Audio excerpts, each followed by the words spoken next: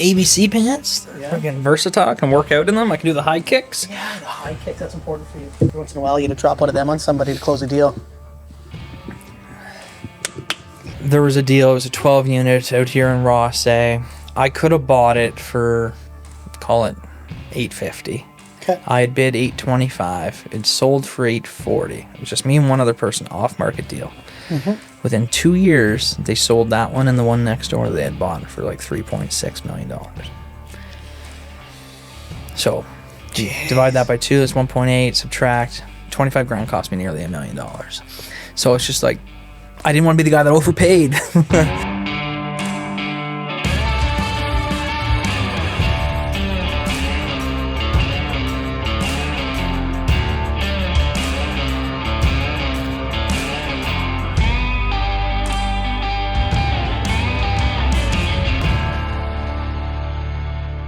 Ladies and gentlemen, we got a real special guest sitting across from me right now. We have Andrew Baskin, aka the King of Real Estate.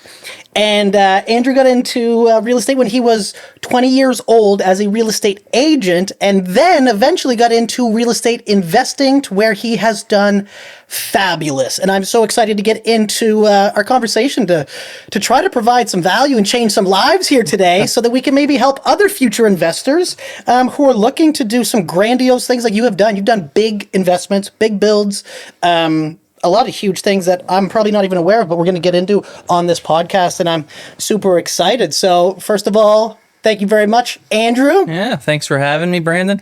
And for the record, the King was dead in 2012 when I joined Coldwell Banker. It was part of the I guess the deal to come over. No way, you had to kill it right off the bat. My broker killed it. Michelle, I'm looking at you, Kevin. No way. But he's coming back. They didn't like that. That was brilliant branding. Well, I couldn't grow a beard back then, so.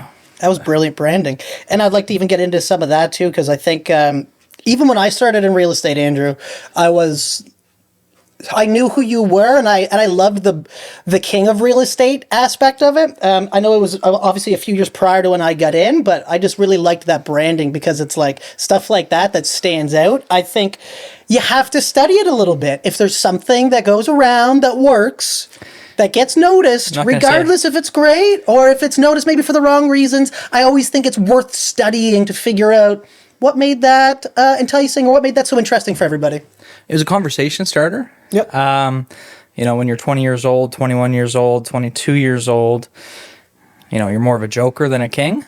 But at the end of the day, you got to have goals. I was always told you got to have goals, and fake it till you make it. Yeah, no, and that is a thing too, right? It's the fake it till you make it. I know some people like that, some people don't, but I think there's something to it. I think you gotta have some confidence. You gotta have confidence. It's believing in yourself, right? But you also have to have humility too, and you gotta be humble. That's Peter Kuglin, realtor, former mentor. Okay, yes, sir. Yeah, I admire his hard work, and so you gotta be humble. You gotta have humility, and the bigger the ego, the smaller the paychecks. So I was the king, and I was the king of selling repos. My average sale price was under $100,000. Yes, sir. So, now, but the average sale price back then would have been close. 180. Yeah, exactly. Exactly, yeah. Right. It's changed quite a bit since then. Yes, it has. So let's dive into that. Let's start there. So you got started at real estate when you were 20 years old, you were saying. Yeah. What how fast did you get your first deal? What was your experience like coming into the business as a 20-year-old real estate agent? You don't know what you don't know. When I first got started, I still remember, I still laugh about it. I was in my parents' basement watching Love It or List It and all these other things, and checking out the listings and working on the branding and all these different things. I started with a company, Mawiney Real Estate, which lasted about 3 weeks while I was there. Okay, so you came into that at the very end. At the very end, yeah. So I got my real estate license in July of 2009. So this year was 16 years. Yes, sir. Okay. Yeah. So... Geez, 2009. 2009. So, aging myself. But got started at 20. Didn't know a thing. I just knew that if you're going to work a job, you should be worked based on the production that you create and not necessarily the hours that you put in. It should be based on the value that you create. love that. If you don't do a damn thing, you shouldn't be paid a damn thing. I remember working with people that didn't do a damn thing. I was like, okay, they're making the same amount of money as me. Why am I busting my ass sweating? Yeah. And, others are not, and we're getting the same paycheck. So that's where I was like, okay, sales. And there was Mark Mawhinney, sold the city at the time, and he had a promotion to bring on new agents. So he made it affordable to get started and to take a chance on myself. My parents and my grandmother wanted me to be a banker.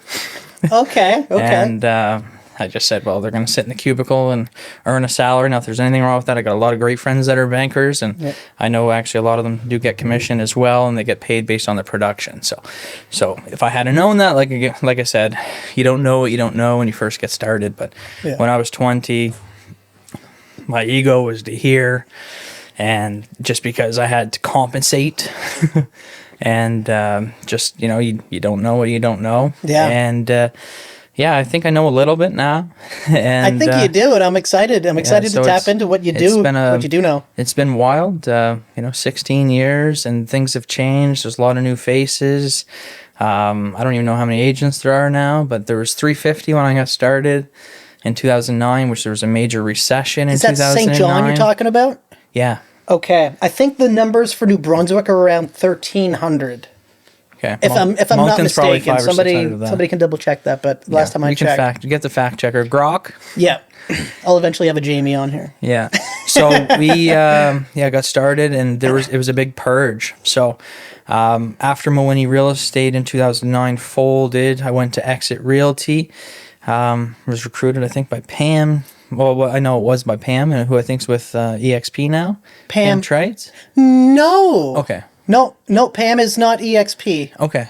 Yet, anyway. No, I'm just Shout out joking. Pam. Thanks for so Pam recruited you. So Pam recruited me once I was a free agent. I didn't know what I was doing, but Exit, and then I met Ron Young, the broker of record. Amazing people, yeah. And had a lot of respect for Ron. And then I fell in love with the Ross area. They had a Ross office. So I'm from Sussex. Okay. My tagline used to be that I put the sex in Sussex, but that was it for real estate. Didn't work. But anyways, I fell in love with the Ross Road and just the view. So back in 2010, I think it was, and then I was just like, I just want to live here. And at the time, in 2010, I still hadn't made my first deal from 2009 when I got my license. In July, yeah. In July, so it was 6 months when my parents made me go back to university, or go to university. So I graduated in BCC Moncton. Okay. Business, and then did my work training, or 6 weeks or whatever, with Mawhinney Real Estate. What did you take in university? Business. You said business, but is there, like, did you... general, I think it was. So general business? Did a mix of accounting and marketing, so just a wide range. Okay. And then I did the semester at UMBSJ for my Bachelor of Applied Management, BAM. And after my first semester, I was making some sales. I used to go to university every day with a suit and tie, every day. So in my early 20s, I remember wore a suit and tie every day until I was about 25 years old. Yeah. And wouldn't dress down friggin' morning to night. Yeah. Because Peter Kugler, another shout out to Peter. Yeah. You got to dress for success. You got to dress for success. It's funny, actually. Peter taught me quite a bit when I came into the industry too. He was the one that told me. He said, Brandon, when you come into real estate, he said, when you come in, a lot of effort has to be put in at first. And it's like getting a plane off the runway. A lot of energy goes into real estate when you're starting off. It takes an immense amount of energy to get that plane off the ground. But once you can get that thing into the air, once you get it off the runway and you get it into the air and you get it stabilized, then you can put it on autopilot. Right. And I was just like, what a great explanation for the business. And Peter, he was always very gracious to me too. Yeah, so thank you, Peter, for that. Thank you, Peter. So we used to have accountability meetings at 7 a.m. and we would have our goals. This was so after Exit. So I guess to backtrack, with Exit, I still hadn't made any sales. So I was cold calling. I was going to university during the day, and then on my way home, because I lived in Sussex, living with mom and dad, thank you for the free rent, and I focused on making phone calls. So I went through the phone book, and I would call 100 people a night, and then I would track it. I created my own CRM, which wasn't that good, but it's just like an Excel, and just kept track of people, followed up, got told off I don't even know how many times, hung up on, but you know what Peter said, you got to have a smile through the phone. And you know what, if That's I got true, my too. first sale through cold calling, I was like, okay, this works. And I still remember being at the hockey game and I'm like, what am I going to do? It's 90 days until this closing. And It feels so long when you're starting off because you're so excited to lock and then that my contract second in. and my third deals both closed before that first deal had closed. Wow. So it was just a cold calling too. cold calling. Is cold Ladies calling, and gentlemen, cold calling works. open houses and door knocking. So Man, that's awesome. that's, you know, at the end of the day, Ron Young said keep it simple, because I was trying to do this stuff with Facebook and marketing and all this stuff. He's just like, you got to talk to people. Real estate is a contact business, just like hockey is. You know, if you're throwing the body Contact around, sport. if you're not making contacts, if your phone's not ringing, You're not pick up making the money. phone and call, because the more you're on your phone, like everybody's texting, everybody's freaking watching reels. But if you're not making any money, or if you're not making any sales as a realtor, you got to be doing the right work with your phone, because this tool. Yeah, I know Instagram Reels are cool. I don't have TikTok because I know that, you know, you can get down the rabbit hole. That's kind of a trash app, isn't it? That one's so bad. But you know what? I know people that have put ads out that have gone viral. Yeah. Viral. So I Yeah. mean, the reach. If you know, like, I mean, I'm more in the weeds because I'm an old timer dinosaur now. You know I can't keep up with the latest trends and all the 6'7". Shout out to my daughter, 6'7". Yeah. And- yeah. I don't even know what that is. I just know it from South Park. And you know, at the end of the day, like, you know, if your phone is not ringing, you got to pick up the phone, make phone calls. There's a do not call list now, so don't do what I did. And you know, you don't want to get your wrist slapped or, you know, cut off. I don't know. There's probably penalties and stuff that are more enforceable now than they were 10, 15 years ago. Yeah. But back then, you know, it's just, you know, you pick up the phone, face to face, door knocking. You know, it works. You know, people like people, and they deal with people. People, you know, it's a business. It's an emotional business too. So if you're new, knock on doors, get your face out there, make phone calls, let people know who you are, Yeah. and follow up. So that's what I did. Actually, I have my wife's grandparents in my old CRM from cold calling. I didn't know who they were at the time, obviously. But when I met them, I was like, oh my gosh, I remember you. I called when you lived in French. No So way. it's just, yeah. So That's it's just, cool. so That yeah. is sharp. So there was a lot of good memories from that. I mean, obviously long days, and you know, my evenings from 6 p.m. to 8 p.m. There was a 3-year window where I didn't go out. What Made were you up- doing during that time? I had to. It was sink or swim, right? Because in real estate, you got fees every month, you got bills every month, but you don't know if you're going to have any money or not. Right. And Yeah. I've got a blessing, and that's almost a 14-year-old daughter, and she's the one that got me into investing, because I knew that I was only as good as my last paycheck. And I had remembered in 2013, I had 5 deals closed in the same day. Huge day. And 5 deals in the 5 same deals. day. From Cambridge Narrows to the west side of St. John to Wow. the east side of St. John. I still remember all the properties. And that's 4 years in for you at that point. Yeah, that would have been 4 years in. Huge, man. That's huge. And but then it was August 31st, I think it was, or August 28th. It was near whatever the last business day of August was. Okay. And I remember, now what? Because all my leads and my deals, I'm like, oh my gosh, now what? It's like I made a lot of money in one day, closing, and then it's just like, right now I got nothing coming in, you know? So that taught me the value of, okay, cash flow. Because at the end of the day, you got bill flow, Yep. you know. And that doesn't stop. The bill flow just never stops. No. So you got to create some sort of cash flow, which Yeah. whether that's a job, a second job. And the bill flow's going out like it's going out that way, and then you need something coming in this way to right. keep the flow going out. And Yep. Right. And I mean, and you want this flow to be larger than that flow. I used a lot of debt, and lines of credit and all of that stuff. So,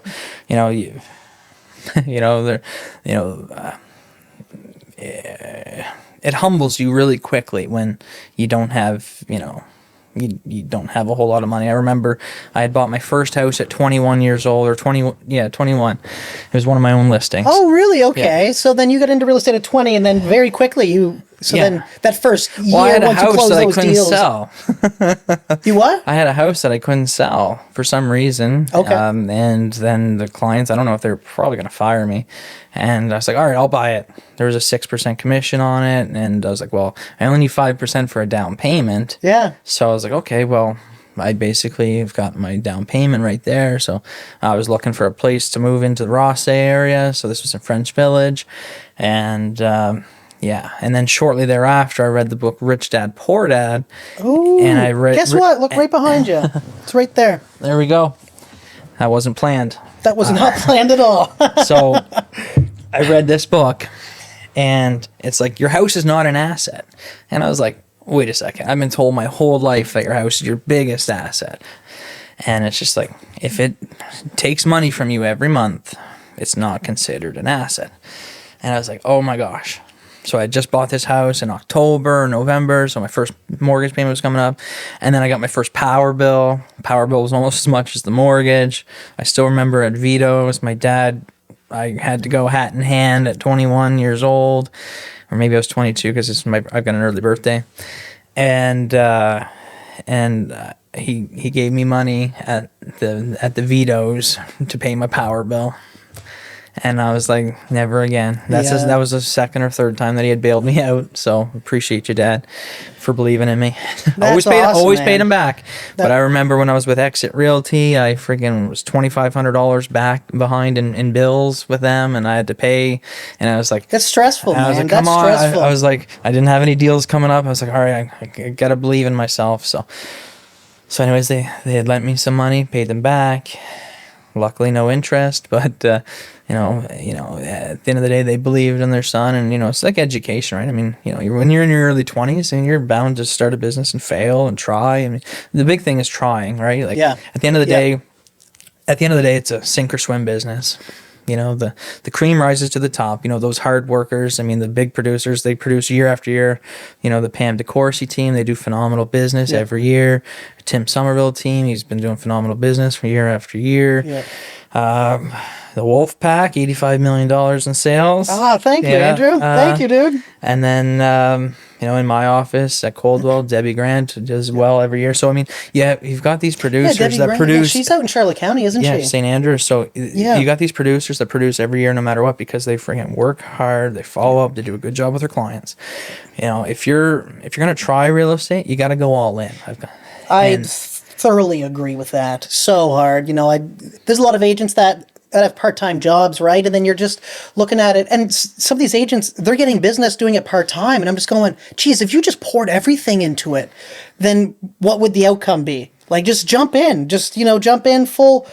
It's risky. It is risky for sure, but I mean, anything especially worthwhile if you have kids and things like that. I mean, you got that bill flow, right? So if you've got a part-time job, you've got a little bit of cash flow that comes in. But yes, I agree. Luckily, I mean, I had my parents and I started very young. So I think that, if you don't have money saved up to start and to give it a couple of years, because it takes time. You got to build up the clientele. People that you cold call aren't necessarily going to buy right now. But if you follow up 6 months, a year, maybe they're in a lease, maybe they're looking to buy a first home, maybe they're buy a second home, or maybe they want to sell their existing. People break up every day, so there's divorces. Life happens. So real estate agents exist for a reason, and they're to smooth out that emotional roller coaster. Yeah. Because there's a lot of emotions. They should be involved. you're a part-time therapist, and some you're at the end of the day, you got to look out for your clients, and I blessed with a lot of great clients, and I don't do as much residential anymore, like the single family, but when I do get the call, I take it graciously and I appreciate it. Okay, so you are still taking some single families even sold today. 3, I think, in the last month and a half. So yes, sir. 2 or 3. Yeah, 3. Okay. So- What did your real estate growth look like from the first year, second year, third year? Because I know we said like the first year there was a little bit of a Yeah, lull. so That 9 there was that months- 10-month window, 9 and then what did months- that second year look like? 9 months without a sale. Second year, I think I made 30,000, which included the first year technically, because 3 months. And then the third year, I think it was like 90,000 or something like that. Yes. Now this is gross. Then your Of course, your yeah. brokerage fees, all your fees. So I mean, you net out not a lot Right. out of that when you're investing it. Yeah, But, exactly. you When know, you're pouring back into the when you're business. pouring back into the business, and you're Yeah. driving all over heck, and but Taking clients out to dinners and just reinvesting into the business in general. Any marketing, stepping things up to well, and I had to buy suits. the suits. What was your philosophy on the suits, Andrew? What was that about? Where did that come from? Well, Peter Coogan had taught me to dress for success. Okay, so that was Peter And my Coogan. mother had, had instilled, and she's like, "Oh, you got to be professional." So, Yep. and then I remember she gave me a hard time, and I got red in the face because I was like 20 or 21. I had bought some new suits, and she was grilling me a little bit about that. She's like, "Oh, you shouldn't be spending that money." And I'm like, "It's an investment. It's an investment in yourself. Yeah. Yeah, you gotta believe. You gotta believe, right? So if you don't believe in yourself, who's gonna believe in you, right? That's why I became the king.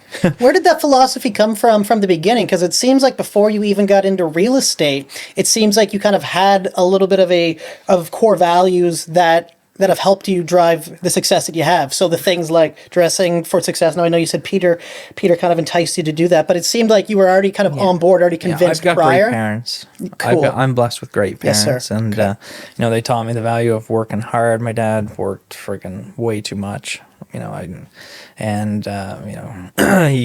friggin' worked up until like this last year or two, and all the time. And nobody's gonna be a harder worker than him. And I knew that I couldn't be as hard of a worker as him. I just didn't have it. I tried working carpentry with him, and he was super skilled, build houses with his bare hands, and power tools obviously. But just I didn't have that. I had a drive. Like, you gotta have the fire in your belly. 100%. Yeah. So I got the fire in my belly, right? And it burns hot. And if I'm not doing something, I feel like, oh my gosh, What am I you got to doing? be a productive member of society. Like, who's gonna pay the taxes? And you gotta, in my opinion, you have to have that drive to be successful. Yeah. So my parents instilled it in me. They, good values, which was, don't forget where you came from. Work hard. That was my dad's, and my mom's was she took care of the family for the most part. She had the government job. My dad was entrepreneurial, like carpentry. Yes, sir. And So he had his own self-employed. business? Yeah, at the end, that's he awesome. worked. He worked for other companies for many, many years, and then he always worked on the side, weekends, evenings, and to try to get ahead, right? Because that's what absolutely. you got to do. What you got to do to get ahead, and. So I was like, okay, well, in real estate, there's no defined hours, 8 to 5. Truth be told, my phone doesn't really ring that much until 9:30 in the morning. Yeah. Banker hours, I guess. Right. And but it goes until 9 at night, and sometimes later. I've got clients in BC, so if they need to talk at 6 or 7 their time, that's 10 or 11 here. So Exactly, yeah. So at the end of the day, you adapt. Yeah, but I'm blessed with great parents. That's incredible to hear, man. And sometimes it's like to find where people got that drive and got that fire, and it's some people it's parents, other people's it's certain mentors, but it's always fun to see kind of where that came from, and that's a really kind of that's like a very feel good story, man. That's awesome. I mean, obviously, nobody's perfect. And I had to flip my brain because, I went from being like a 20-year-old college student, frat boy, and to, okay, now I'm professional.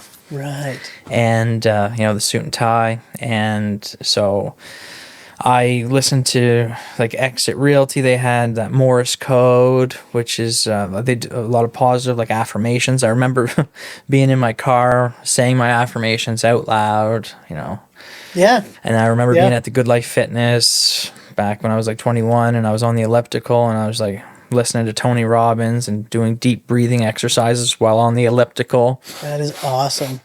I love my life. I love my life. Anyways, Tony Robbins. That's awesome, You know, yeah. Awaken the Giant Within. And so I listened to, like, I had a 1998 Pontiac Sunfire, right? And, you know, and I think I had an exhaust leak. It was leaking gas. And anyway, so it was, I would have the CD player. It was Tony Robbins, and it was Morse Code. So it was Jim Rohn. And at the time, it was like Success Magazine, Darren Hardy. So I would subscribe. That was my first subscription. So I subscribed to that so I could listen, and, you know, like all those big businesses, and, you know, listening to the entrepreneurs. And, you know, at the end of the day, I could have listened to rap music. I still like to do that some. But at the end of the day, that's not going to inspire you that much. I mean, maybe to rob a bank or something. But at the end of the day, like, you know, you are what you feed your brain. So I 100%. I had to flip, and I was just, okay, all right, I'm successful now. So you got to be who you want to be, you got to change who you are. 100%. And that's not easy. Andrew, that's not easy to do. I think a lot of people have a very hard time, because I'm thinking back to myself and just how much I've had to sculpt myself from who I was to who I am today. Completely different person. Completely different person. Very happy with who I am today.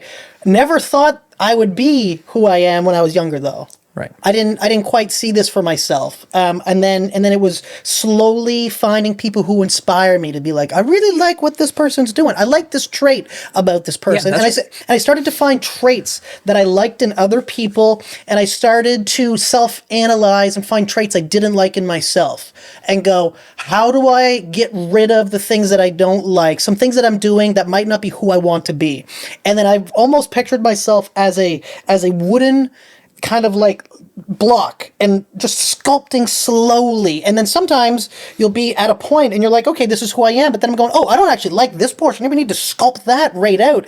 And it is like some deep work, man. It's deep work it's internally sculpting. and rewiring brain cells and then fighting old habits and old patterns and getting rid of stuff like that, right? Yeah, but I love what you're saying, It because takes 21 days to build a new habit. it's all about your mindset. You are feeding your mind at a very young age. And I think that for anybody listening, like, just the impact that can have on you long term when you start to put these neural pathways in. I love my life. Like, walking around with that, that's so attractive, right? That's going to bring so many people to you. That was 15 years ago. And Yeah. I still remember it. And like it was yesterday. And it was just one of those things. Am I a weirdo? Yeah, definitely a weirdo. But I'm a happy weirdo. Absolutely. And, you know, at the end of the day, I feel blessed. You know, I'm blessed. I've got, you know, I believed in this area. And, you know, I was just like, I want to make this home. And then, you know, COVID happened, and, you know, our prices started to go up, and, you know, high tide lifts all boats, right? But High tide lifts all boats. But That's a a low philosophy tide. that But I was living in the love. low tide for almost 10 years, right? So the low tide, you see who's swimming naked. So, you know, I used to be the foreclosure king. Like, I would sell. I used to sell so many repos, and you know, the deals, man, I see them on my Facebook now all the time. It's just like from 10 years ago, even. Like, I just had one, and it was just like, who wants a house in Quispam for $164,900, right? Like, Oh yeah, people would be friggin' fighting each other to get into a deal like that right now. as they should. But it's just like, man, I look at my friggin' Facebook reactions and stuff, and it's like 5, 10, maybe 20 people, if it was a really good deal, would like do something. I've had others that are like 2, you know, and then nowadays you post a picture of your dog, you get 100, up to 100. Yeah. And, you know, which is more authentic and more exciting.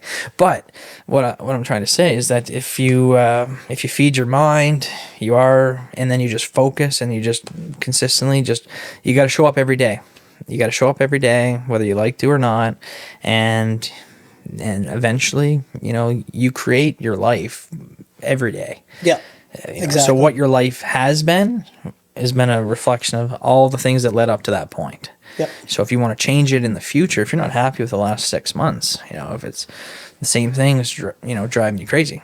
Well, we're coming into the new year here soon, so now's the time to make some wholesale changes. You know, if you don't like how your body looks, I mean, I went to the gym 3 to 4 days because I didn't like how my body was looking.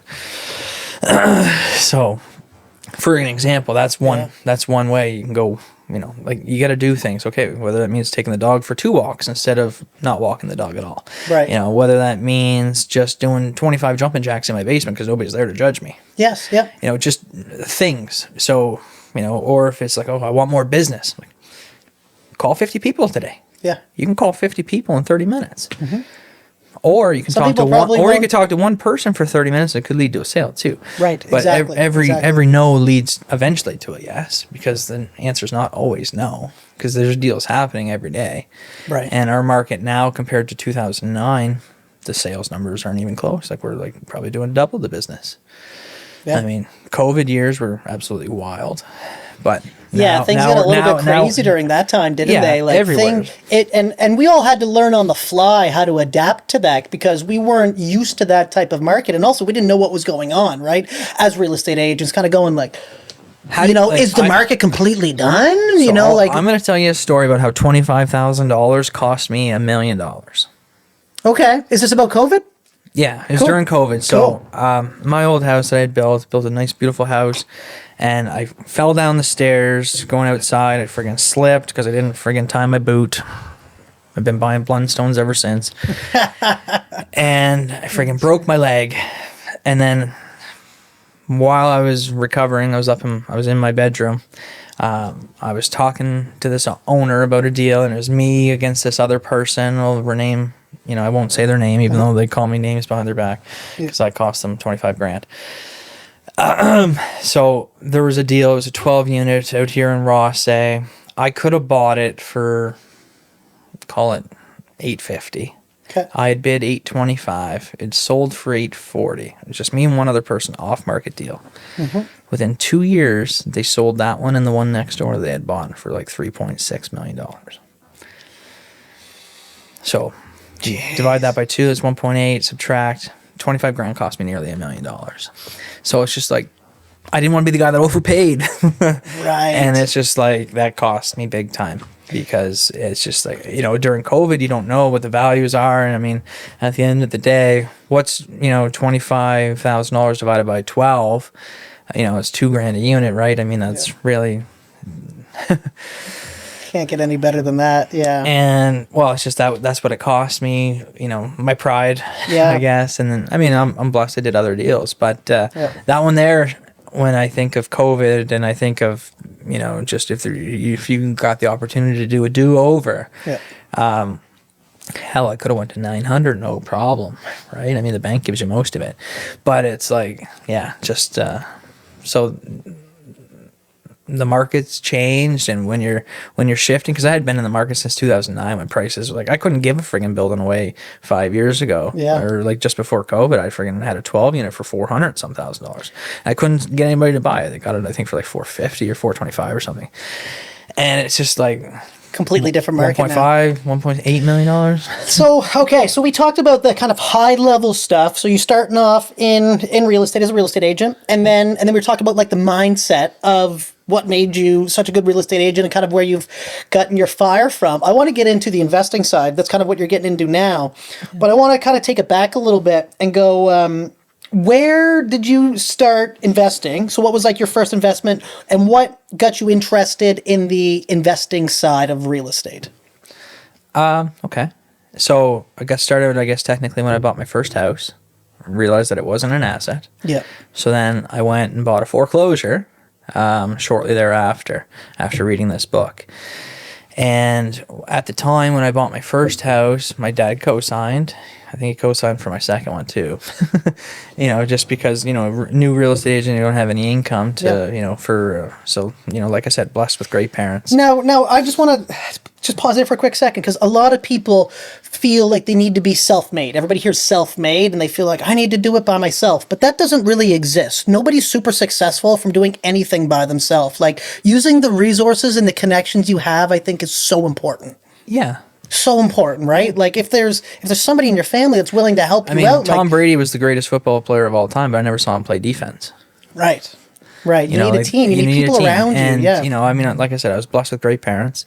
And, they believed in me. They co-signed. They didn't pay for the mortgages, but they signed the paperwork that if I didn't pay, they were on the hook. Right. So there was that belief. So there was that belief. So I bought my first place in October 2010. And then Okay, 2010. And then in February, I believe I had bought in 2011. I bought my second place in Hampton, which I had up until 20. So I bought that in 2011, and I just sold that in 2023, I believe. Okay. Both of these were single units starting off? Single houses, single yeah. family? Yeah, so the first house I bought was 173 grand or something. Used my commission as the down payment. Smart. Yeah. And then the second place I bought, it was a foreclosure, and I had a couple of other sales, and I had a line of credit, so I used that. And this book here, it teaches you, like, okay, buy something, fix it up, refi. It's called the Burr method, which was super popular for many, many years. That's how I became successful, I guess, in that sense. Yeah. Just real quick, for people at home reinvesting into an older property, something that worst house on the street in a good location, kind of thing. For the people at home that don't know what the Burr method is. Buy, renovate, refinance, or rent, I guess. Rent it, And then refinance it, and then repeat. Repeat, exactly. Okay. So I bought that house in Hampton, and at the time I had like a $6,000 car. I think it was a Mazda 6, and I think it cost $6,000 or $8,000 at the time. And it was 2006 too, a lot of sixes.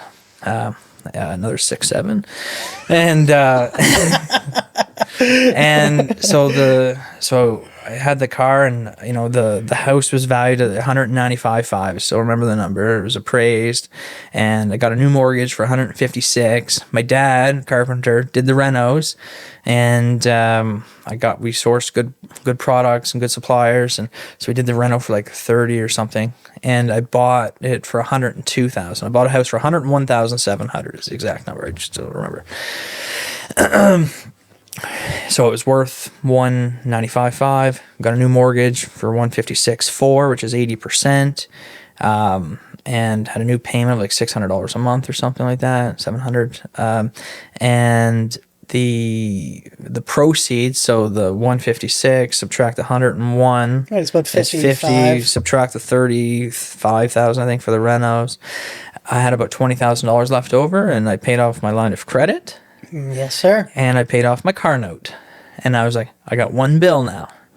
So I lived in that house, and I had the other one rented, and then another opportunity had come up, and I rented that house out, and yeah, so it covered the bills, and people lived in the house for $1,200 a month. I was renting it for at the time. In 2012 for a house, 2,000 square feet with a basement, and What was your process when it came to finding good tenants? So I had property management. Okay. At the start. I still have property management, but now for the most part it's internal.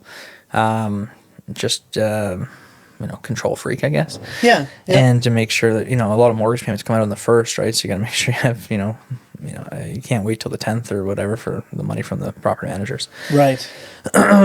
So, yeah, to pick tenants, we trusted. I mean, that tenant there, he had a snake and stuff, and like they're, so sometimes a couple kids and you kind of turn a blind eye. All right, if the income's all right, then yeah. So, that was I still remember. And then I bought a house on the west side for 90 grand in an estate sale. Yes, sir. Okay. I still have that house today. When was that one? So then, you bought your first house, and then like a year after, you bought your second investment property. Yeah, like 6 months. 6 months, yeah. And then how long was the next one? The next one, I believe it was. I can look it up online. But You're doing some fast turnarounds, it sounds like. Yeah, pretty good. My dad didn't mess around, hard worker. Yes, sir. And so that was 15 years ago, and or pretty close to it. And I bought the house on the west side. I think it was in March. And that one there, that's where I learned private money. Let's talk about that. What'd you learn there? So I learned that if you can't get money from the bank, that doesn't. Are we talking about OPM? Oh yeah. Okay. Other people's money. Other people's money. So I had an investor, Carol, who I met through so I used to go to these mastermind groups too. Yeah, that's the stuff I want to hear about as well. Yeah, right. so surrounding yourself with the right network. 2009, 2010, 2011. So I was in with some fascinating entrepreneurs from different backgrounds, and then I went to the Moncton Real Estate Investor Network meetings once a month, every 2 months. When did you start getting into the larger investments, where you're buying the apartment buildings and things along those lines that you're into now? The mid 2010s. Oh, really? That was a while ago. Yeah. Then. So I had. Your first apartment building. Yeah.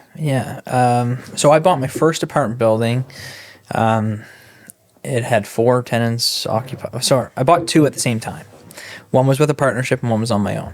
One was listed for $200,000 for a 5-unit, 79 Mecklenburg Street, and we bought it for $95,000.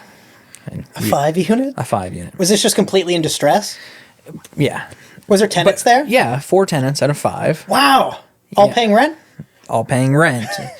Heat and lights included. And I remember this is when natural gas prices spiked in 2013, and our natural gas bill was higher than the rents collected.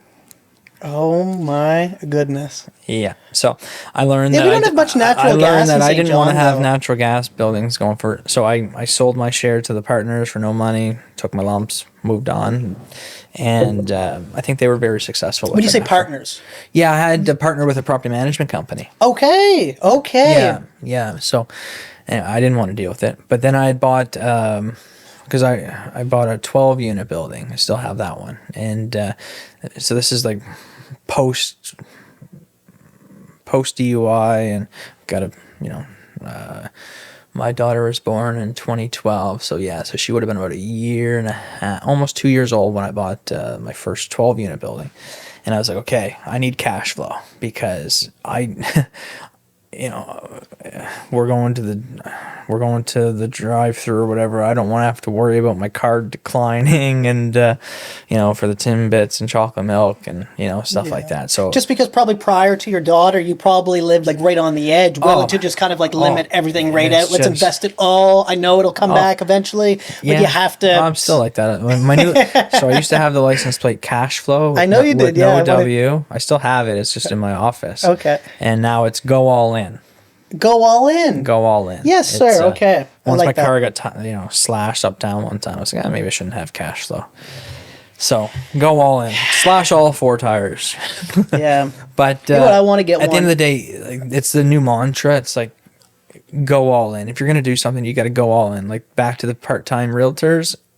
You got to go all in. So that means if you're going to be working your part-time job, I don't know if it's from 8 to 5 or 8 to noon or something, make sure that you're putting in your 8 hours at least and you're doing prospecting. That's the number one thing, right? Is, until you have your database and your list and the lead generation. I mean, I would follow up with everybody, and now, I've got a select Rolodex, and, for the most part, if I find a deal, I can make a couple phone calls and I can connect the dots. So yes, okay.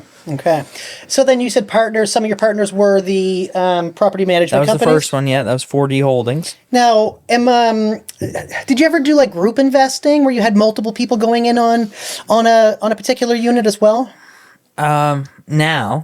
Okay. So it's been something newer. So then. after I had bought 2 12 units myself, and then I had bought an 18 unit, but I couldn't buy that one all on my own.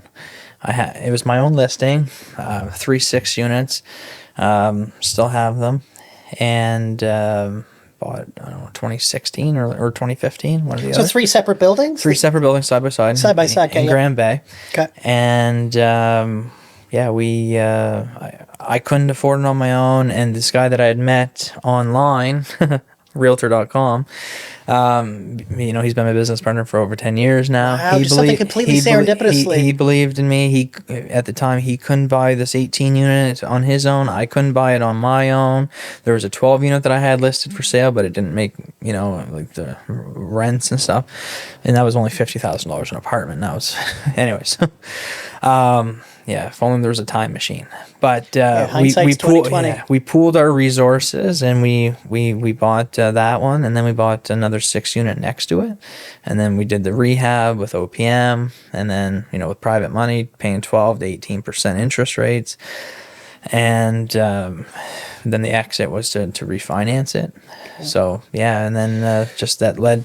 So started, I guess, with a 12 unit, then another 12 unit. And because, refinancing, like, you can't be scared of debt. I think I was 24 years old and I went to bed with $1 million in debt. I looked at it on my app and I was like, huh.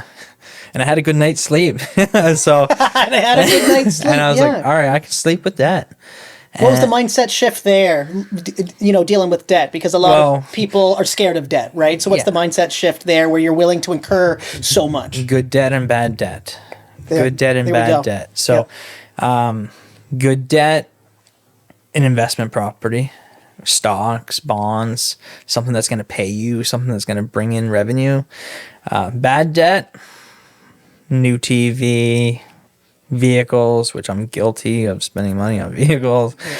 So at the end of the day, you don't need a brand new Dodge Ram $100,000. If you're running a construction company, you can have a $25,000 pre-owned GMC or something like that, right? Like, at the end of the day, overhead is like cancer. So if you don't take care of it, and, if you don't get the treatments and if you don't catch it quick enough, it can kill you. And, and so me, I've got all kinds of debt, but I don't have any consumer debt. So it's like, credit cards paid, but, mortgages up the wazoo. But at the end of the day, we're renting from the bank. Yes, so tenants can rent from us. That's the misconception, is that, greedy landlord and, the landlord's making all this much money off of me. Well, after you pay your property taxes and your friggin' mortgage and all the maintenance and you cover the snow removal and you eat the vacancy and do the property management fees and and all the risk is on all of the risk. So if 4 people, like I've got 6 people moving out of one building here in January, it's just like, okay, well, got to pay the mortgage. So, at the end of the day, renting versus buying, I mean, it's all about affordability. So, I mean, right now it's probably more affordable to rent than it is to buy, and I hate to say that, but I mean, I've always found myself as more of a real estate consultant, because it's just, okay, by the time you buy, because you only have a 5% down payment, you pay 4% to CMHC, so your equity's wiped out between that CMHC fee and your land transfer tax, which is another 1%. So your 5% is 0%, your legal fees, whatever. And then you've got a mortgage penalty if you get relocated to another job or something like that. So that's the thing. It's just, okay, well, how long are you planning to be here? So if you only have 5% down payment, then you should probably plan, and it's move-in ready, meaning there's no room to increase the equity. You got to be careful, and you got to plan, and you got to, and because, you can lose, because the market doesn't always go up. Ask Ontario right now. Right. And at the end of the day, I always tried to give that advice, and that kind of worked against me sometimes, because some people just really wanted to sell. Okay, if you're going through a divorce and you don't want to deal with your partner anymore, okay, there's no amount of money. Okay, whatever, I'll take the loss. Just get me out of this relationship, right? I've been there before. Right. Yeah.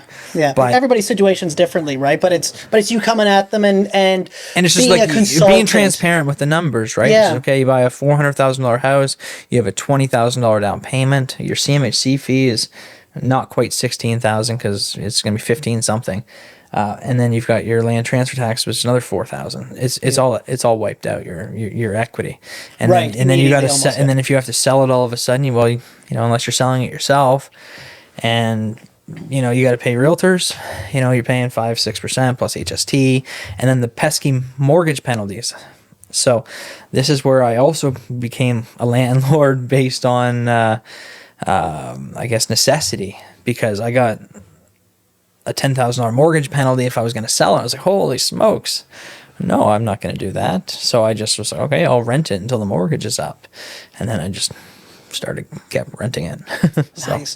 When you were talking about the partners that you would bring in, and you said the partner believed in you, how did you find a partner to believe in, and what's maybe we just had similar values, and I do the underwriting for the properties and the business case, and at the end of the day, I'm putting my money up too, right? So I'm not taking other people's money and not putting up my own. I risk my own. No, absolutely. I guess, but how do you find people that you're trusting to invest with? Because I feel like you really want to make sure that it's somebody that you guys both probably share the same vision, I would Yeah, suppose, right? yeah. Like, you don't want to just go in We had with the same absolutely idea, anybody, same I would plan. imagine. Yeah, well, he's very passive, and he just kind of let me do my own thing where I'm the boots on the ground. He was out of province. Yep. And then we took on another partner to expand more because, our own resources were, you get tapped out, right? Absolutely, yeah. This is, going back to the self-made thing. Everybody feels like you need to do it yourself, but it's You like, just no, need to you're do going to your go. portion, right? Because, at the end of the day, a ship captain isn't the one that's feeding the coal to the friggin' furnace, right? Like, Right. at the end of the day, everybody's running to make sure the ship sails. Absolutely, yeah. And, it's a team. It's always a team. Yeah. And so, we pool our resources, and then it's like, okay, I was doing accounting and, doing the bill payments and the renos, making sure everybody does everything. And it's just, okay, hey, this partner is C, we'll call him. Okay, you're going to do this from now on, and I'll focus on this just because it becomes too much, right? Yeah. Because you don't want to have any issues with your partners because it's, I'm doing way more, right? It's just, that's not good. So, we just had an idea. He put his money up. He believed in me from the start. So it's okay. You want to be more of a passive? That's totally fine. I'm Yeah. not going to ask a whole lot. I mean, we're going to have to sign documents and stuff like that. And I'm going to need some checks here and there. But at the end of the day, this is my baby. I want to, That's awesome. let me do my thing. When you were finding the deals back then, I know it's much different from now. What are you finding has changed when it comes to locating deals for investors in the past versus where we're at now? Because that's changed significantly. Yeah, so now financing for larger apartment buildings is easier to a degree. A couple years ago, it was much easier. Now, even though rates were higher, and now rates are still elevated compared to 5 years ago. But financing is the number one. So mortgages used to always be 25 years, right? Mm-hmm. I bet most of the audience doesn't know that if you buy a 5-unit and above, if you have some affordable housing, you can get a 50-year mortgage. Okay, there we go. So all of a sudden, your debt obligations are a lot less. Yes, sir. So, okay. Is there a percentage of affordable housing that has to be in the unit? Yeah, okay. Minimum 40%. So if you got a 5-unit, 2 of them. Okay. Yeah, 2 to 3. Yeah, 60%. CMHC. It's through CMHC. It's a government-backed program. They charge fees and stuff, obviously, but they give you the better interest rates and they give you a longer amortization because they want to help with affordability. Right. And with the run up in price, they kept the market afloat. Like 88% of brand new construction apartment buildings that are under construction, I've got one of them, are financed through CMHC. So okay, 9 out of 10. 9 out of 10 are financed through CMHC, through that program? Yeah. Nice. Yeah, which makes sense, right? So then I think that gets back otherwise to the cash flow, right? You can't make the numbers work because of the equity requirements. I mean, the cost to build is basically doubled. And so versus like 7-8 years ago. And that's what I'm hearing all the investors say right now. They're like, there's no deals out there. I don't know how anybody's making the numbers work. Yeah. Is what I hear from a lot of people. So you got to...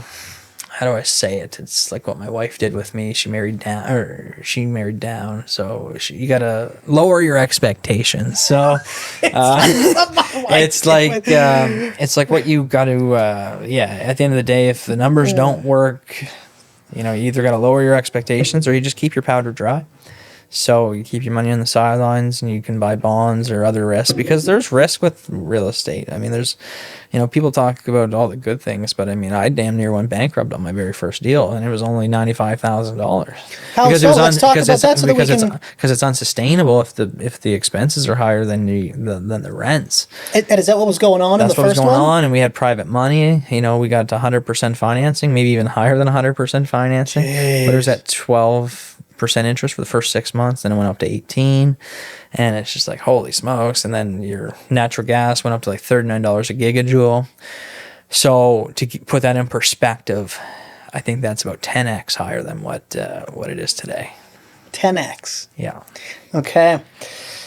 So it was a huge spike. You can see it, and the people were losing their buildings left, right, and center. The heated buildings. So then what did you do to get around that to make sure that you weren't going to end up? Well, my partners took it over because it was just, okay, well, they can just refinance it. But at the same token, I mean, I was 24 and I had my new 12-unit building that I was pouring all of my lines of credit into. And and investing in, and the owner held the mortgage on that one because it wasn't bank financeable. So we just kind of went our separate ways, and they managed that for me at the start. Yeah. For people looking for deals out there today, Andrew, new investors, let's say somebody wants to get in the market, somebody wants to become a investor because they like, the sound of what you're talking about, the cash flow and kind of this whole thing. What would you recommend to somebody who's just getting started today? Make sure you buy in good locations, even if it costs a little bit more, because they hold their value better. Would you recommend starting off on a single family, or would you recommend starting in a Single multi-unit? families are expensive, right? And so I went to my first real estate investing conference in Halifax in 2012. Okay. And I still remember what a gentleman, Patrick Johnson, who's a mentor, he owned like 2,000 apartments at one point. Yes, lives in the Dominican now. Great man. Nice. And he said to me, he's just like, why are you buying single families? Because if that tenant moves out, you got no revenue coming in. Right. Why don't you buy a 6-unit? Because then if somebody moves out, at least you have 5 people to pay. And I was like, oh, okay. So you're actually lowering the risk with the lowering more your units. risk. Yes. So I would recommend that you go bigger than what you think. 10x. Now, I'm not saying 10x. I'm not saying if you're going to buy a duplex, buy a 20. But if you're looking, if you've got $100,000, let's say, saved up and you're 40, 50 years old and you're like, okay, I want to do some real estate investing. The financing on a duplex, fourplex is 20% down because you're not living in it. Mm-hmm. So on a fourplex, 800,000, you're gonna need 160. So you're capped at like 500,000, right, with that $100,000 down. Yep.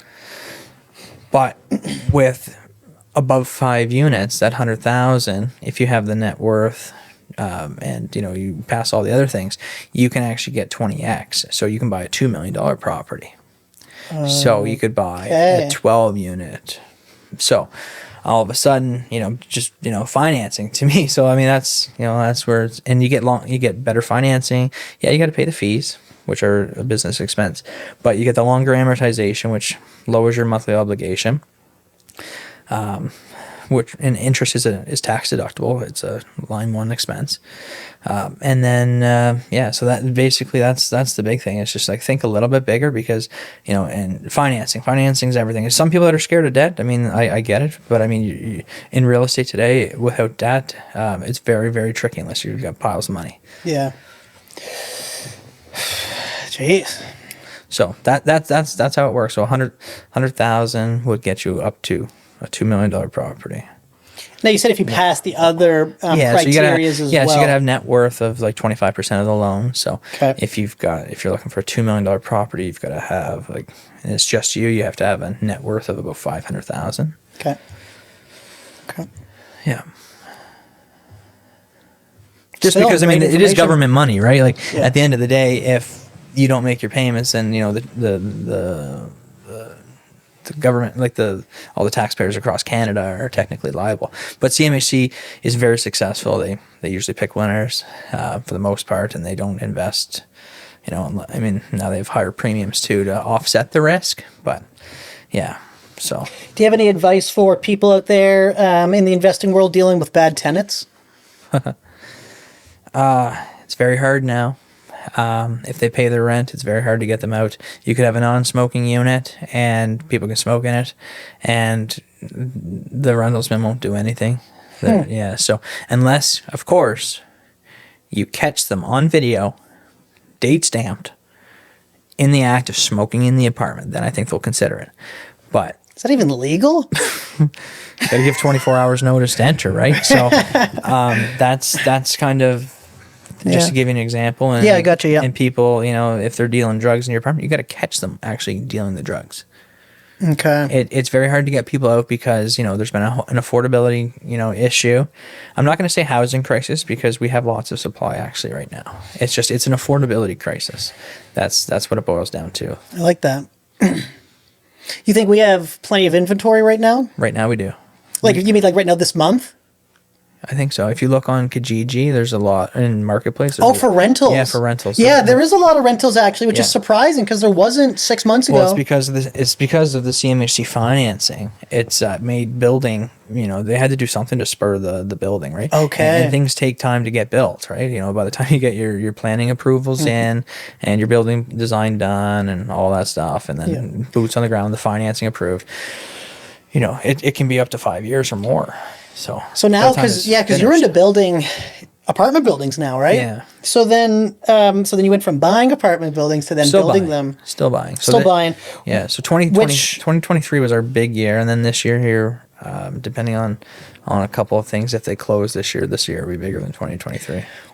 What's some of the reasons that you decided to build the multi-units as opposed to finding them? Was it just there was nothing on the market that you were looking for, or are you trying to fill? I bought land in 2020 during COVID when the run up on prices, and there's a big run up in prices, and I was like, okay, how do I make the numbers work, right? Because is it sustainable, like that 25,000 that I lost $1 million on? If I had a crystal ball, I would have bought it, but it's just like, okay, well, are these new prices going to stick? So I had to let it play out. So I bought the land as a safe play. I needed some storage. It's got a warehouse on it, and it's got a little house that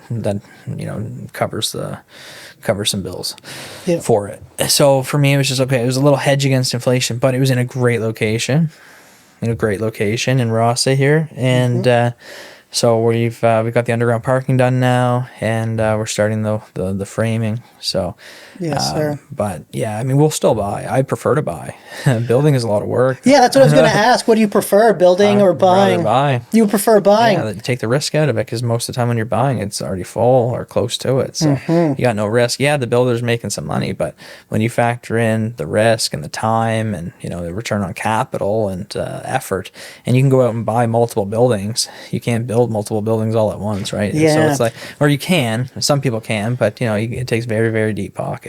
I'm really familiar with the residential building, but how long does it take to build? A large complex, like how many units are we talking about? The one that 48 unit with underground parking. 48 units. So are we talking about would that take a year to build?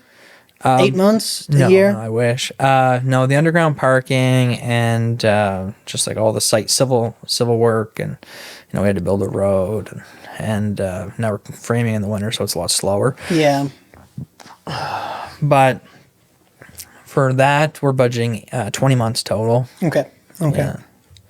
Like my house that I built in 2017 or 2018, I think it was like 7 or 8 months. So I was gonna say like 6 or 7 or something. Yeah. So I mean, it takes time, right? And you got 4 different floors, and so. Yeah. As an investor in St. John and Quispam and Rosse, what do you think? Because you probably have a good pulse on the market. I'm sure that you're focused right in on it to figure out kind of where things going. What do you see happening with St. John, with the St. John market? What's your thoughts? I know that nobody's got a crystal ball, but I'm curious to know what you think. We're in a soft spot right now in the market. So if you got a good budget of like $2,000 a month for a rental, you can get a really nice apartment now. I'm seeing upwards of a 30% drop on some of my own stuff. In what you can get for rent, you mean? Yeah. Okay. Yeah, and just because that demand's slowing down a little bit, more stuff's coming available. Slowing down, and a lot of stuff has come on the market. There's been a lot of stuff that's gotten built in the city. You don't see it because our city's so spread out, but Milledgeville has had hundreds of units built. The West Side's had probably about 100 units built. Okay. East Side has had a few hundred units built in the last few years. So there's a lot more inventory. So that inventory creates more affordability, right? Absolutely, it does. Yep. Yeah. So. Yeah, because that's been our biggest issue. So that's kind of on the rental side. There's been more buildings going up. Do you feel like St. John's positioned in a good kind of in a good position? Because here's my philosophy. We still have some affordability. Yeah. Where a lot of other cities still don't. Like if you compare us to Halifax, I know Halifax is 5, 6, 7x bigger. Well, we're the most affordable port city. Yeah. Right? We're the most affordable city that's on the coast. Because when you look at, exactly, Halifax and Vancouver. We have some challenges, though, because our operating expenses are a lot higher. Like the tax rate in Vancouver is like 50 cents, and here we're like 3x that. Right. So if you got $1 million property, you're paying $15,000 on a single family house here versus $5,000 there. So, and if you work everything out on a monthly basis, which most people do on your mortgage payments and stuff like that, that's that buying power gets suffocated, right? So the lower the taxes, the higher prices can be. So I think we're going to see, there's a cap because people can only afford so much. And with the work from home movement kind of slowing down and the return to office, I'm not as bullish in St. John, but at the end of the day, we have a stable market, and our port has expanded big time. It has expanded a lot. We've got that AI it? infrastructure, construction, our city has done a very good job reversing the anti-development stigma that it had associated for a long time. For a very long time. It was very hard to get anything going here. I think the last 5 years has been the largest growth I've ever seen in St. John. Yeah, and a lot of it's a mindset shift. So, kudos to the councillors in the city, for changing their, for just basically changing their approach and, being pro. Yeah. Development. So, that helps. It creates the tax base and it allows you to lower taxes for everybody because you have more tax total, so it can be spread out. So exactly, yeah. So it's there's been a lot of benefits, but I think the market's good. I'm still here. I think so too, honestly. And the reason I ask is, I always zoom out from looking at St. John because I find a problem that a lot of people have is they just look at what's going on around here and then they'll say, geez, this isn't affordable. The housing prices have doubled in the last 5 years. It's a bubble. It's not going to last. And then it's like, okay, well, let's zoom out and take a look at what's been going on all over the country. And also let's look at maybe the last 10 years before 2020 where house prices remained completely stagnant. We had no price growth from 2005 to 2014. None. It went up a little bit. So you'd see the average price. Then it went down a little bit. You'd see the average price go up a little bit in the summer, and then it would drop in the winter. And it would go up a little bit in the summer and drop in the winter. But it was a consolidation of 10 years. 167 to 180,000 for about a decade. About a decade, yeah. It's fascinating to look at. Yeah. And that's why everybody in St. John I was curious. Thinks that the assessment value is market value. Because for the longest time, they were kind of tethered very close to each other. And it took a huge mindset shift for a lot of people around here to realize that the assessment value is no longer anywhere close to the market value. Not necessarily. But yeah. Some places get artificially high assessments because of location, right? So but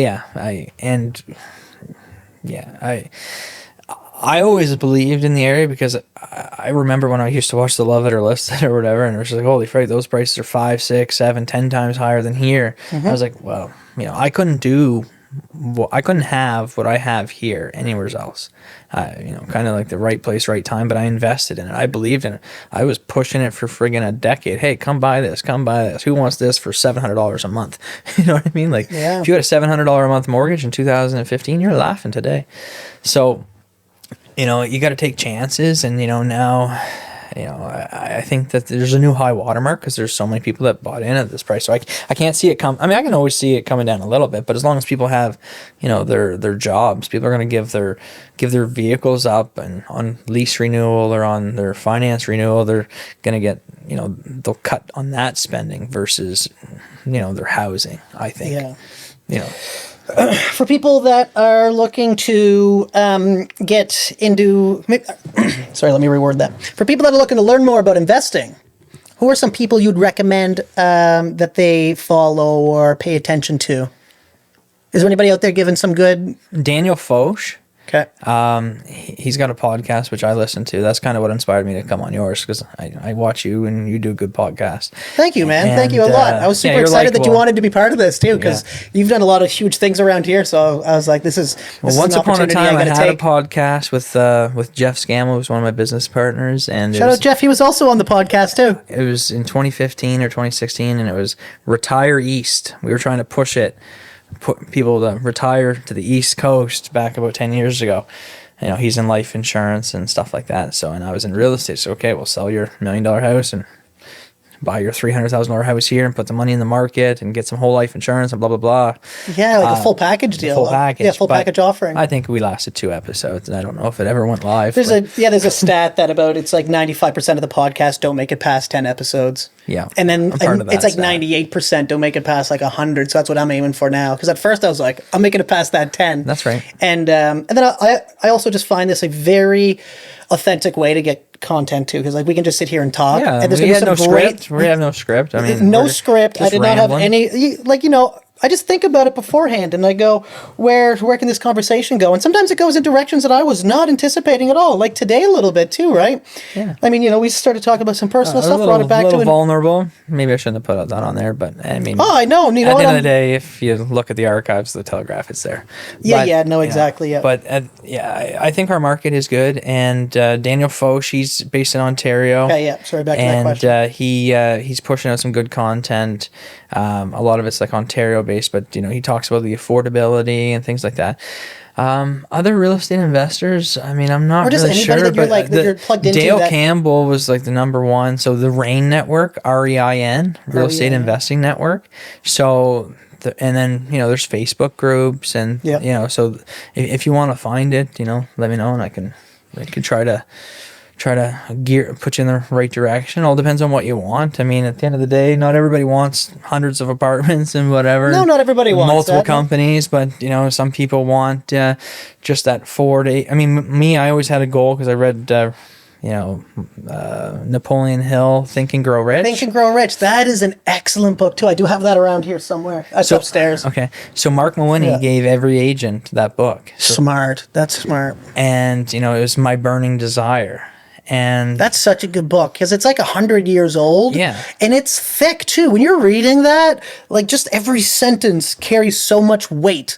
And everything that he talks about, even though it's 100 years old, it's all still applicable today. Yeah, which is just besides like the conversion of what it takes to get orange juice brought to the table or whatever. Like when he did that exercise about how efficient our economy is now, where like they're growing oranges overseas and then packaging them and getting them on a plane and like bring them or like on a boat or whatever and then getting them over and then all of a sudden you can get orange juice for like I think it was like 15 cents back then or something. Probably. Yeah, that makes sense. But like he was just going through all the numbers of like what it would cost per thing and that's a fascinating read and it talks so much about life, about business, about mindset, the philosophy of successful people. That fed into the mindset, and then I created My Burning Desire, and then I had passed it about 5 years ago, and the last 5 years just been kind of living life a bit more on my terms. It's okay, well, I don't have to worry about making sure my daughter's fed, anymore as much. I mean, obviously she's a teenager now, so they eat a lot more. But and we got another baby, blessed with another baby boy, and at the end of the day, for the most part, as long as everything stays full, of course, apartments stay full. The bills are covered, and we can live a good life, right? Yeah. So what are some things you're doing now? I've seen you. I think you and I ran into each other on the golf course. Was that Hampton Golf Course? It might have been, yeah. At the Hampton Golf Course, we ran into each other a little bit there. What are some things you do just for fun now? Golf, Riverside. Riverside, okay. Yeah, so it's close to my house. So yeah, are you good at golfing? No, I'm horrible, man. I'm so bad. No, I'm for the amount I've golfed and for how long I've been doing it, I feel like I should be much better. But then I should also give myself grace because I do it like 5 or 7 times a year. Okay, no, I golf about 10x that. And I'm going to blame the Riverside greens because they're fast. But are they fast? Yeah. They're fast. But I don't know, like my handicap's like a 20. So Yeah, okay. So it's I'm like, right around there probably. Yeah, so it's like I should be better. There's a couple 8s on the scorecard every once in a while. Oh, yeah. I had 5 putts on hole number 2 one time this year when it was crazy. Anyway. Nice. Yeah. Any other kind of pastimes? Anything else you do for a good pastime? This time of year, we like to drive and see Christmas lights. Yeah, this is a great street for it, man. This is a great street for it. It's like living on the North Pole here, on the Ganola Point Boulevard, right off there. And then I bought a hockey stick, so I'm gonna try to get into a little bit of hockey for the first time in 20 years. Yeah, I haven't played really. I played like 3 times since high school. So Yes, okay. my son is obsessed with sports, so I'm just Are you good on skates? I got to remember how to skate, but yeah, I was Yeah, I'm not. Well, no, because I'm not good on skates. Back in the day, I was great. Back Yeah? in the day, oh yeah, back in the day. Okay. Now I'm what 50, 60 pounds heavier probably, but than high school. But You'll pick it back up probably. I was never a great skater. I'm like a bad Canadian. I'm like not great at hockey, not great at any of those things. But you're great at podcasts, though. well, that's just it. So I mean, just going back to what you were saying before about like your dad being a hard worker and building houses. Like my father is a laborer as well, and it's like, you always admire that hard work, but I was never great at it. Like, so I started off as a welder in commercial diving and in the military. Those are my first careers. Nice. And it was all just like digging, like grunt, like dig with a shovel. And then I was like, okay, but I was a radio guy too. So I was doing a lot of communications and setting up antennas and working on generators and kind of keeping like these comm stations up and running, which actually had us working around a lot of the people in charge too. So there's a lot of like pressure on us to make sure that comm stayed so that the communications stayed operational, because like these people had to pass along like important messages during these exercises, things along those lines, and looking directly at you if something ever isn't working. So like if anything ever stopped working, it would be like there's no sleep until it gets solved. And like there's no hey sir, I can't do it because of this. It's like find a friggin' solution now. Yeah. And then there was that, and then like that's why you're successful, is because you got to find solutions. That's that's an important trait. Some very people important throw their trait. hands up, and it's me. It's just like That's not geez, I've been acceptable, yeah. said no to so many times, and it's just like you got to find a way. You figure it out. Like you got to figure it out. That's a key. I think it's called grit. Yes, That would be gritty. So I'd say that's one of my stronger traits is the grit. I don't like giving up. Sometimes I'll slow down for a little bit, but I'm never quitting. you got to rest, right? Jesus said, work 6 and rest 1. That's exactly it. And that's important too. And I'm still learning the rest part, I think. I'm still trying to figure that out. Yeah. Well, you'll get there. We're resting right now. This isn't work. No, exactly. Actually, and that's why I love doing this, Andrew, is because this is something that actually like I get excited to do these. Sometimes when I'm doing like some of my talking head videos, I'm going like, okay, what do I got to do today? Staring down the barrel of the camera in a room alone, right? And friggin' talking about St. John and the average house price and the charts and stuff. Like, that's fun, but this is way better. That part there is good. I mean, data and stuff is good too. We can talk. If this goes well, if we get lots of views, maybe we'll do another one. Yeah, we should do another one for sure. Is there any closing statement? If the people likes them. If the people like them. I think the people are going to like this one. I have a feeling, based on everybody I've told so far, that you're coming in. Well, it was just actually at the at our Christmas gathering there for the board. They're at Lemongrass. Everybody was pretty excited about it. The Wolfpack was? Well, so the Wolfpack, and then also there's a couple other folks there. Who was it? I'm not going to say any names. Okay. Yeah, that's fine. There was nobody. Nobody's excited. There is nobody. Nobody's excited. No, but is there any closing statements you want to close off with? We'll bring this to a wrap. So, Glengarry Glen Ross, if you're a realtor out there, always BB, C closing. Always be closing. Always be closing. Or calling. If you're not closing, call. Or do social media and do a podcast. If there's a call to action, right? But I mean, otherwise, I mean, you got to ask for the business, right? So if you're a realtor and you're not asking for the business, you're not doing your career justice. You got to ask for the business, and you just got to be uncomfortable. I mean, well, I was so. Do you believe in the Gary V method, the jab, jab, jab, right hook? Give value, give value, give value, give value, give value. Then you ask, and then people almost go, "Geez, I almost feel like I have to now." Like it was. Well, you don't sell, right? Yeah. People want to buy. That's the thing. Right. You create it, and it's just okay. I mean, we show it. We're opening doors, and we're reading stats, and comparing numbers and stuff like that. And at the end of the day, if you don't love it, you don't love it. You don't force somebody to buy something just because, right? Well, you can't. I don't think. I don't think you can force anybody to buy anything. You can't. You have to want to buy, right? They have to want it, and there's so many other factors. There's inspections. There's your banks. There's so many other. Appraisals could come up. There's the insurance. Like there's so many other things they need to kind of do that they need to want it, right? Yeah. You can't. It's not like selling a car where you can kind of like catch somebody on hot emotion for a quick second and go, come on in, we'll sign you up.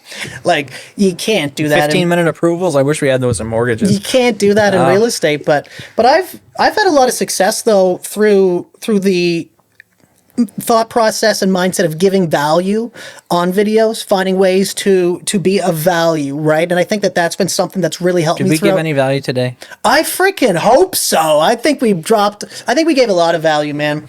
I honestly do. I think that you I feel like we can give more value. We need to give more value. Okay, we can give more value. How do we give more value? I think we need people to ask us what they want us to talk about. And then we can do it. I actually asked a couple people before you came on. Okay. Yeah, a couple of the questions were from other folks I've talked to. Okay. Different investors in our group. Okay. Yep. And I just kind of said like, hey, you have a couple. I have a buddy who's got 3 different buildings. I think it's like 12 units in total or whatever. And he's been doing it for just a little bit, just kind of getting started off. And I was like, hey, you have that investor mind. What are some questions I should ask? And he was asking about the tenants. He was the one that was asking about those questions. Yeah, those are that's tough. I mean, yeah.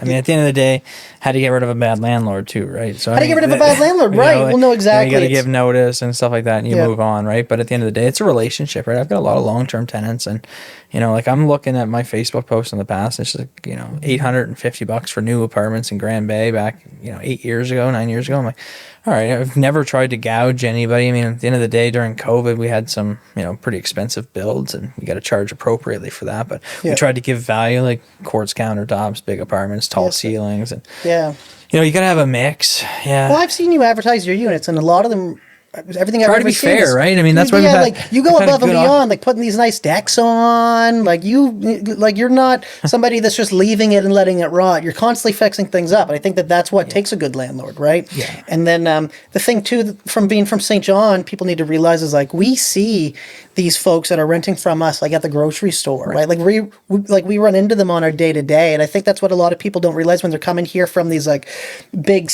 These big cities, like I've had Ontario investors coming here and they're like, why are the rents so low? I don't get it. Why are the rents so low? There's a human factor. Right, there's a human factor, right. And I'm going because for the longest time, here in St. John, real estate was super cheap. So you didn't need big rents. Right, so they bought these buildings for $750, $800 for about half to a third of the price that it's currently listed at now, and they're able to maintain their cash flow with these reasonable rents. The problem is everything's increased, and then that's when they had to put like the rent cap on and all this stuff going on.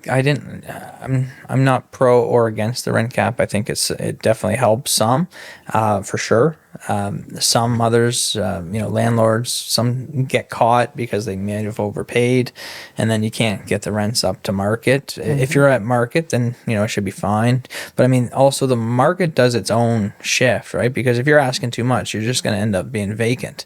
Eventually, the gravy train ends, and right now we're seeing more supply on the market, so you got to compete. So you're seeing first month free, which guarantees the guarantees the landlord an 8% vacancy, right? Because you're losing 1 out of your 12 months of rent. Right. So like all of a sudden, your vacancy rate of 2% that you might have underwritten your property at, it can, if your vacancy goes up 4x, run your numbers again.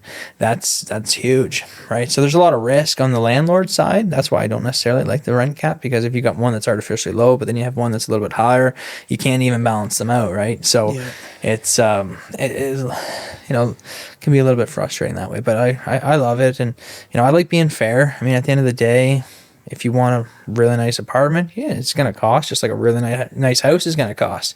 But, we've still got rents in the 800s. I guess I'm in the 700s. It's got, we've been at it a long time, a decade now.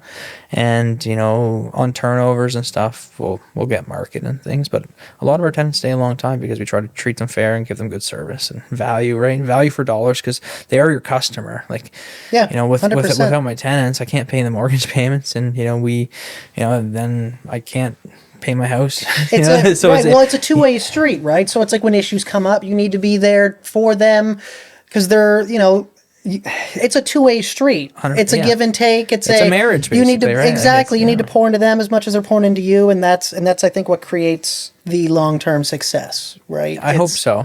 Yeah, I hope so. I mean, right now we're into a turbulent time. I foresee a little bit of pain in the next 18 months.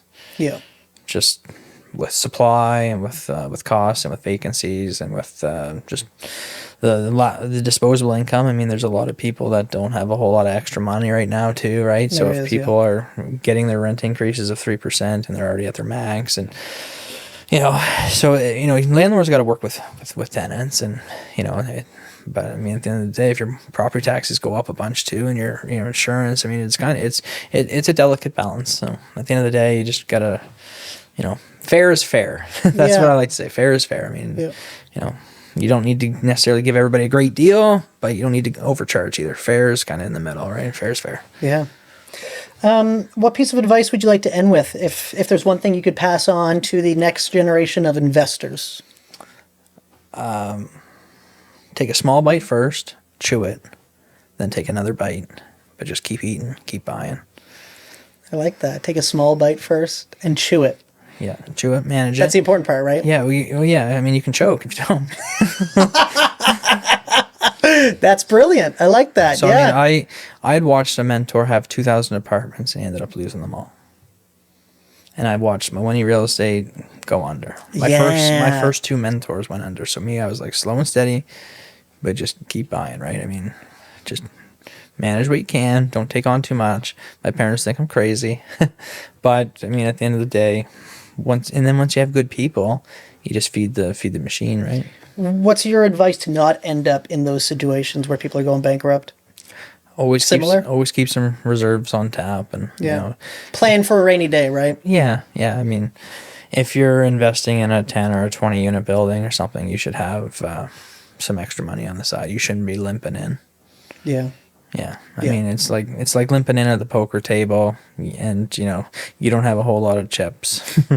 You don't want to go all in unless you got a winning hand and you got a full house. Then you can. But at the end of the day, just manageable and just keep buying. I mean, the young guys, I got started at 20 and bought my first house 21, first real investment property at 23, I think, or 24, and just I'm 36, 37 next month. So, just a decade plus of buying, and sometimes you get really good deals, sometimes it's a men deal, but at the end of the day, it's long term. It's not a get rich quick thing. It's just a slow and steady wins the race, and at the end of the day, I'm not doing it necessarily for me. It's for my kids and the grandkids. Hopefully, I want to be able to pass something down to them. And I want them to be proud, right? I don't want to hand off a bunch of dilapidated buildings and a bunch of extra work for them, right? I want them to be like, oh wow, we get to maintain the status quo and make leading by example, and keeping people and seeing people say, oh my gosh, I love my apartment, I love it here. That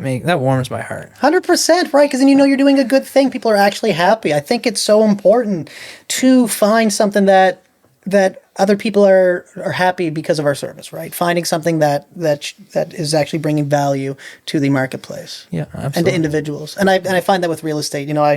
I said that on a podcast previously. It's like the reason I love this business is when you help somebody either sell a home, buy a home, or maybe both. Seeing them at the grocery store and them coming up to you, being like, that's my real estate agent. Like, thank you so much. And then asking them, how's everything going? Life's been so much better now that we got the larger yard and the dogs, the kids are so happy. We love it. Like and then you hear these stories and it's like, I've a little bit of chills there. And it's like, because that's what makes it impactful. That's what keeps you coming back. That's what keeps you coming back. That's what makes those hard times. Filling the love tank, but filling the emotional. I mean, real estate's an emotional business, very emotional, especially the residential, part. Yeah, and that's part of the reason why I guess I'm doing commercials, because I'm more numbers driven now. 100%, and that makes sense with the you emotion. Doing I mean, I got to give that to my wife and daughter. Who's a teenager. Yeah, love her, but anyways.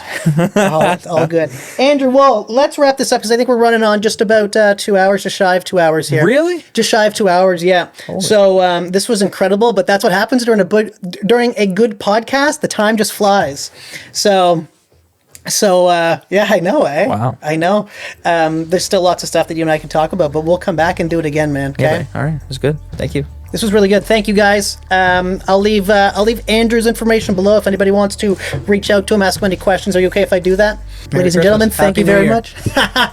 Let's crush 2026.